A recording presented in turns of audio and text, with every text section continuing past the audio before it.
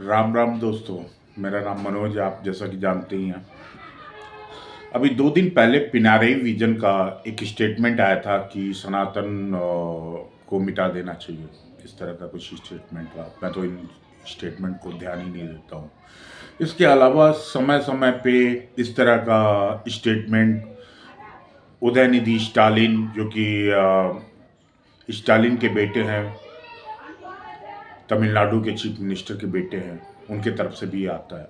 नाम पे ध्यान दीजिएगा, उनका नाम स्टालिन रखा गया है। स्टालिन का क्या इतिहास रहा है आपको पता होगा। उन स्टालिन ने लाखों लोगों को की हत्याएं की हैं।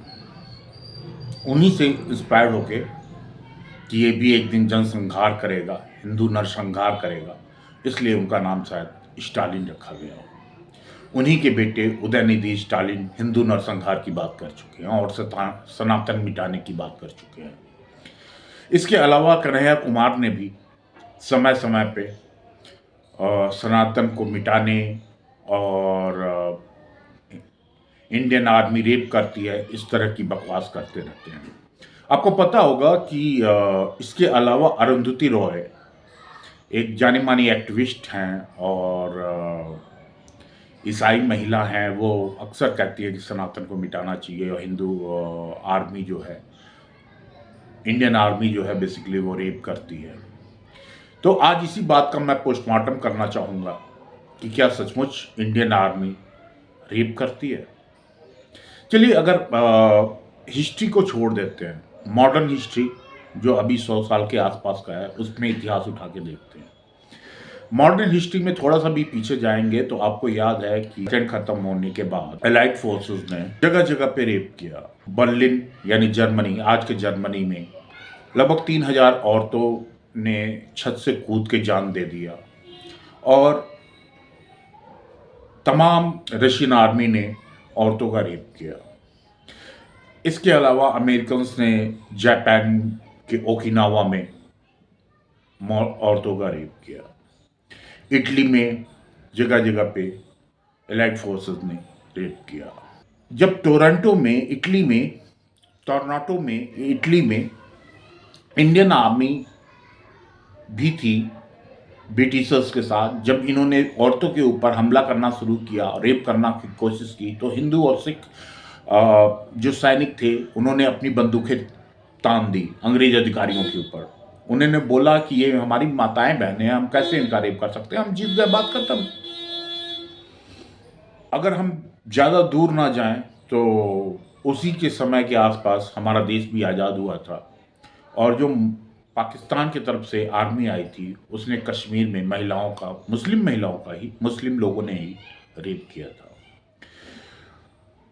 अगर आप ध्यान दें तो आप पाएंगे कि 1990 में कोसोवो वार हुआ था। सर्बियन लोगों ने उस वार में मुस्लिम महिलाओं को उठाकर ले गए और उनको प्रेग्नेंट करके छोड़ दिया था।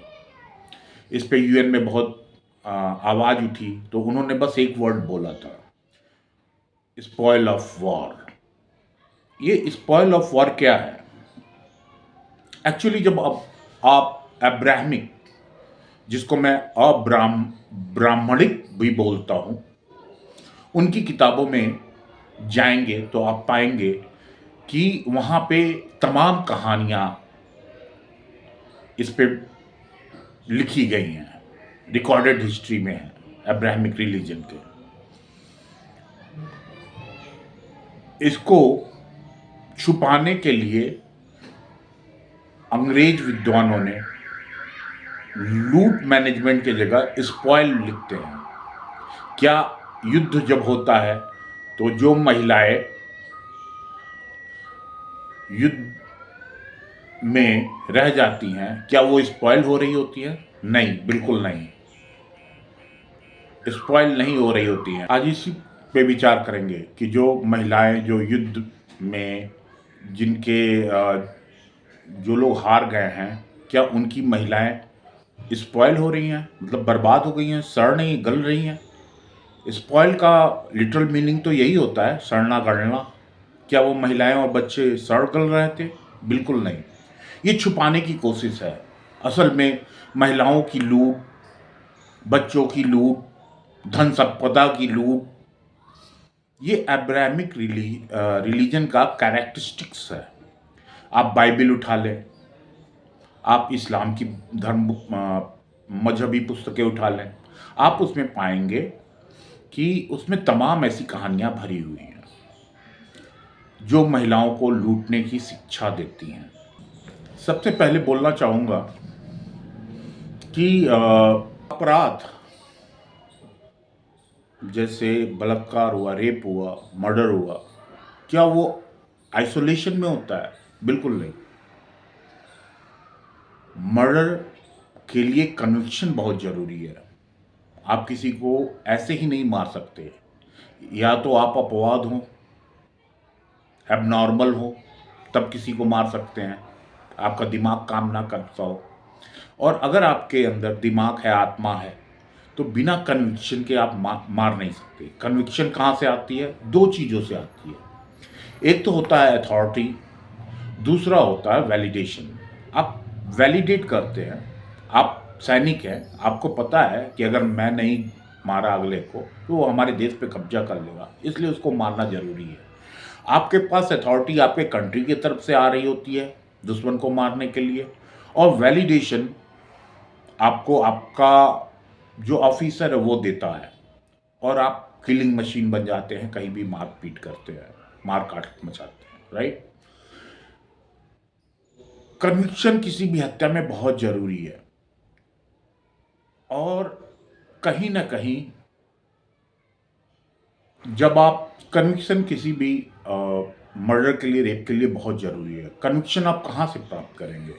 आप कहाँ से कन्विंस होंगे कि जो आप कर रहे हैं वो ठीक है?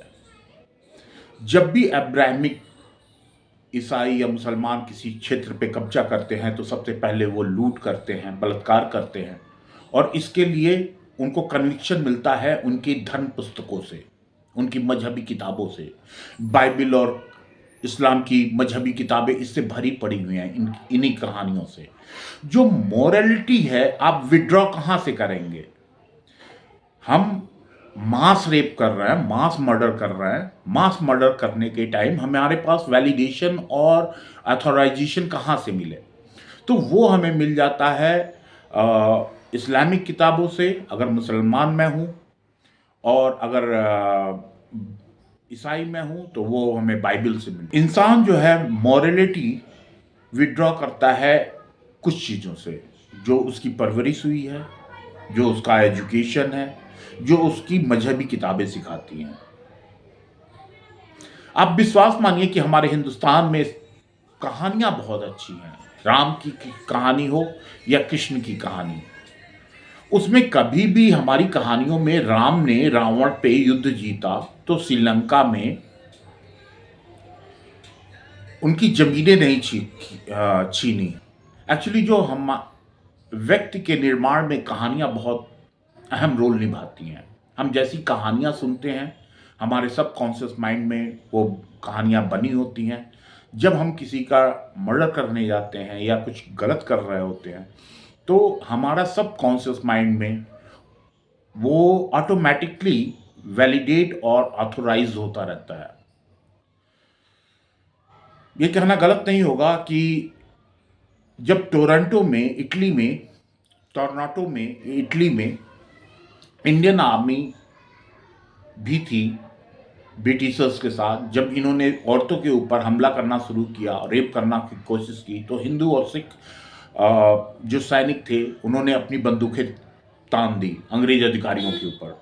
उन्होंने बोला कि ये हमारी माताएं बहनें हैं, हम कैसे इनका रेप कर सकते हैं, हम जीत गए, बात खत्म।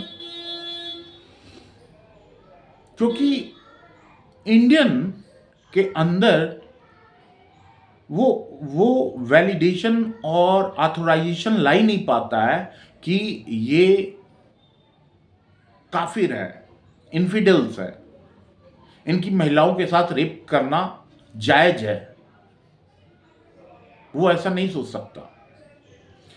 तो इस वजह से, क्योंकि हमारी जो कहानियां हैं वो राम और कृष्ण का की कहानियां हैं, और रामचंद्र जी जब श्रीलंका पे से युद्ध जीता तो वहां पे उनके भाई को वो राजपाट वापस कर दिया। उन्होंने ये नहीं कहा कि अब चलो पार्टी शुरू करते हैं, मास रेप, ऐसा उन्होंने नहीं बोला, ना ही कृष्ण ने बोला। तो हम युद्ध जीत भी जाए तो हम कभी भी लूट और हत्याएं नहीं करते। जबकि अगर इसी बात को मैं समझाना चाहूं, अगर एक मैं मुस्लिम परिवार में पैदा हुआ होता तो मुझे रसूल की कहानियां सुनाई गई होती, और रसूल ने खैबर, बद्र और ये जो रेड किए वहां पे हराया। अब जैसे उनकी बीबी थी साफिया की कहानी समझाता हूं आपको, उससे आप समझ जाएंगे। साफिया के पति, पिता और बच्चों को मोहम्मद साहब ने मरवा दिया, क्योंकि उनको चाहिए था पैसा, सोना, खजाना। और वो साफिया के पति को आग से जला के, रॉड से लगा के, अंगारे दिखा के वो चाहते थे कि वो धन उनको मिल जाए। इसी टार्चर में उसका पति मर जाता है, साफिया का। उसके बच्चों को मार दिया जाता है, उसके पति को मार दिया जाता है। जब सारे मारे जाते हैं तो मोहम्मद साहब का एक सिपाही कहता है कि मैंने एक औरत देखी है जो सरदार की लड़की है, और मैं उसको ले लूं। तो मोहम्मद साहब कहते हैं कि ठीक है, आप ले लो। लेकिन तभी दूसरा व्यक्ति आता है, मोहम्मद साहब को बताता है कि सरदार, वो औरत बहुत सुंदर है और वो आपके लायक है। तो मोहम्मद साहब कहते हैं, बुलाते हैं उसको, बोलते हैं कि नहीं, साफिया को तुमको हमको देना पड़ेगा, उसके बदले मैं तुमको 2 या 3 औरतें दे दूंगा, लूटी हुई महिलाएं। तो इस तरीके से उन्होंने लिया। इद्दत का पीरियड भी पूरा नहीं किया, जो कि बहुत इम्पोर्टेंट है। और उसी रात, जिस रात उसके पति और बच्चों को मारा था, उन्होंने साफिया से विवाह कर लिया। तो कुल मिला जुला कर, अगर एक मैं मुस्लिम हूँ, मैंने ये कहानी सुनी हुई है और मैं एक युद्ध में हूँ, तो मुझे ये बिल्कुल बुरा नहीं लगेगा कि मैं गया, जो क्षेत्र जीता, वहाँ की महिलाओं को बंधक बना लिया, उनके साथ शादी किया, या उनको लौंडिया बना लिया। लौंडिया उनको बोलते हैं जो दुश्मन की महिलाएं हैं, जिनको गुलाम बना लिया गया है। तो वैसे गुलाम बना लिया, अपने पास रख लिया, ज़रूरत पड़ने पे उसको बेच दिया। तो ये सारी जो एज ए मुस्लिम, जब मैं किसी क्षेत्र पे कब्जा करूँगा, तो मैं ये सारी चीज़ें के लिए जो मेरी मॉरलिटी है, मैं विश्वास करूँगा अपनी किताबों से, मजहबी किताबों से। और मुझे लगेगा जब नबी ने किया, the world's best role model ने जब ये काम किया, तो फिर मैं तो कर ही सकता हूँ। तो दुनिया में सबसे ज़्यादा अपराध जो है वो गॉड के वजह से होता है, क्योंकि गॉड ने रेप, हत्या, लूट, इन सब चीज़ों को वैलिडेट कर दिया है, और इंसानों को, एक ग्रुप ऑफ इंसानों को ऑथोराइज कर दिया है कि तुम ऐसा कर सकते हो। ये बातें सुन के आपको क्या लगा होगा? किनकी कहानियां मिटानी चाहिए, सनातन की या फिर अब्राह्मणिक किताबों की? यहां मैं मिटाने से मेरा आशय मतलब ये है कि कौन सी कहानियां ह्यूमैनिटी के लिए वैल्यूएबल है। क्योंकि सिर्फ ये कह देना कि सनातन को मिटा देना चाहिए, आखिर क्यों मिटाना चाहिए? इसलिए क्योंकि ये कहानियां इंसान को इंसान बनने के लिए, मानव को मानव बनने की प्रेरणा देती हैं।